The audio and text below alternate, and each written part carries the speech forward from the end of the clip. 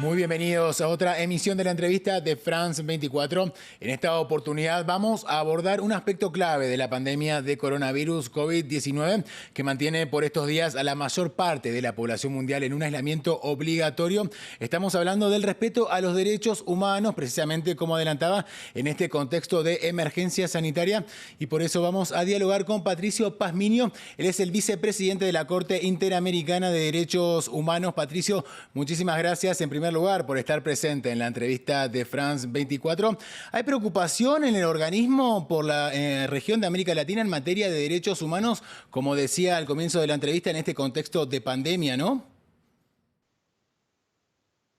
Perfecto. La Corte Interamericana, en conocimiento de la situación global y regional generada por la pandemia del COVID-19, sintió que está en la obligación institucional de aportar con su presencia, con su voz en el marco de la región para informar a la ciudadanía por una parte y exhortar a las autoridades de los estados que forman parte del sistema interamericano sobre las obligaciones internacionales que tienen los estados el momento en que, por circunstancias extraordinarias como en el presente, se declara estados de emergencia, de excepción y que restringen los derechos. Es por eso que la Corte adoptó una resolución a través de la cual pretendemos informar a la ciudadanía de cuáles son los principales derechos, cuáles son los precedentes y la jurisprudencia interamericana para que, además de sepan en sus respectivos estados demandar el cumplimiento y respeto a los mismos, también los estados sepan que tienen claros límites en sus actuaciones y que no pueden desatender estas obligaciones internacionales. Y Patricio, ¿hay algún caso que consideren particularmente preocupante en América Latina? Bueno, nosotros no hemos hecho referencia en particular a ningún caso específico, sino que hemos considerado que la situación de emergencia vía decretos de excepción o vía decretos de emergencia que tienen facultado los estados en sus normativas internas, de por sí son situaciones, como el nombre lo dice, de excepción. Y es importante que estas excepciones a la regla, estos momentos en los cuales el Estado se pone no al margen del derecho, pero sí pone determinadas restricciones a derechos, es importante que la Corte dé su pronunciamiento. Y es por eso que hemos actuado. No lo hacemos sobre casos particulares porque no nos corresponde pronunciarnos, pero sí lo estamos haciendo llamando la atención para que, a propósito de las necesarias decisiones que debe tomar el Estado, también a propósito de la no omisión que deben tener en sus decisiones, no por ello vayan a impulsarse decisiones de violación a garantías y derechos que están protegidos en la Convención Americana y también en sus respectivas normas. Ahora, en la región hay un conflicto, o mejor dicho, hay dos conflictos, ¿no? Que tienen que ver con los migrantes venezolanos por un lado y por el otro con los centroamericanos. A ellos esta pandemia, por supuesto, los encontró fuera de sus países de origen y muchos están indocumentados o viven en la ilegalidad. ¿Qué derecho los ampara a ellos? Bueno, es importante recordar que ya la Corte, y eso lo hacemos referencia en nuestro pronunciamiento, ya ha tenido manifestaciones tanto públicas como la opinión consultiva respecto de la migración o las opiniones o las sentencias jurisdiccionales dictadas en casos de personas detenidas o las personas privadas de la libertad. Nosotros hemos claramente exhortado a la obligación que tienen los estados de actuar de manera proactiva sin vulnerar los estándares internacionales que están previstos en los pactos y tratados en vigencia. En el caso de la migración, es obligatorio,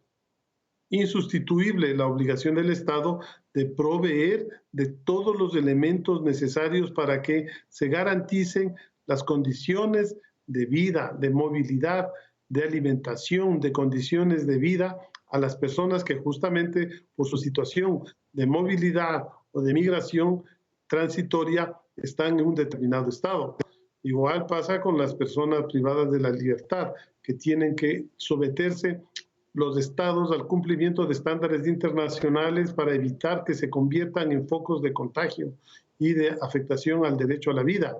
Eso lo hemos insistido de manera muy contundente, como también se ha señalado respecto de las obligaciones que tiene el Estado para que en estos momentos de reducción de la presencia física en las calles, de cuarentena social, se establezcan los mecanismos de control, de seguimiento y vigilancia para evitar que se incremente o se desarrolle las prácticas de violencia contra la mujer, la violencia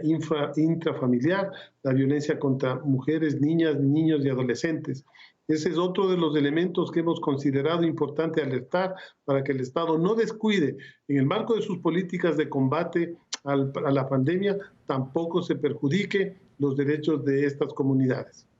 Ahora, la Corte Interamericana de Derechos Humanos ha llamado la atención a los estados y también a los ciudadanos, ¿no?, acerca de la protección de los derechos humanos. ¿Qué mensaje tiene usted, Patricio, para los gobiernos de América Latina en este sentido? Bueno, en el pronunciamiento que realizamos y al que estamos refiriéndonos, nosotros hemos invocado a los estados parte a que desarrollen mecanismos de diálogo y coordinación, por ejemplo, con los organismos multilaterales de crédito, para que en esos procesos de diálogo y de conversación se establezcan o se busquen soluciones y acuerdos que tengan como norte la protección de la vida, de los derechos fundamentales de las personas sobre cualquier otra consideración de carácter económica, de los derechos al acceso a la salud, a la educación, los derechos sociales, deben tener una prioridad cuando se trata de entrar a resolver estos problemas acuciantes de la región que tienen que ver con las tasas de endeudamiento y el pago a los acreedores de los bonos. Esta es una recomendación muy clara que se ha señalado en el pronunciamiento, porque entendemos que estos procesos de negociación bilateral en estos casos tienen que también someterse al respeto de prioridades que garanticen los derechos de las personas. Este es una de las invocaciones que se ha hecho de manera clara. Y en segundo lugar, es algo importante lo que usted señalaba, también la Corte, de manera pedagógica, pretende informar a la ciudadanía que la Corte tiene un trabajo de complementariedad, trabaja coadyuvantemente con los estados, pero le corresponde a los estados en particular, a sus instituciones públicas, a la función judicial, a la función legislativa, a la función ejecutiva y a la propia ciudadanía, el velar por que se cumplan y se garanticen los efectivos derechos constitucionales que tienen en sus propias normativas. Nosotros no sustituimos a esa realidad jurídica nacional. Es muy importante que la ciudadanía comprenda que la garantía y protección de sus derechos está en sus propias manos. Las sentencias y decisiones de la Corte, las opiniones consultivas, se constituyen en instrumentos para poder bien resolver los problemas internos de los países en el ámbito de protección de derechos. Consecuentemente, no podemos esperar que este tipo de graves problemas que se pueden dar cuando al amparo de un estado de excepción o de emergencia se vulnere de manera grave los derechos a la libertad de información, se impida la comunicación o se impida la transmisión de datos, etcétera, o se impida de manera violenta la reunión de personas. Es decir, cuando se ejerce esos actos,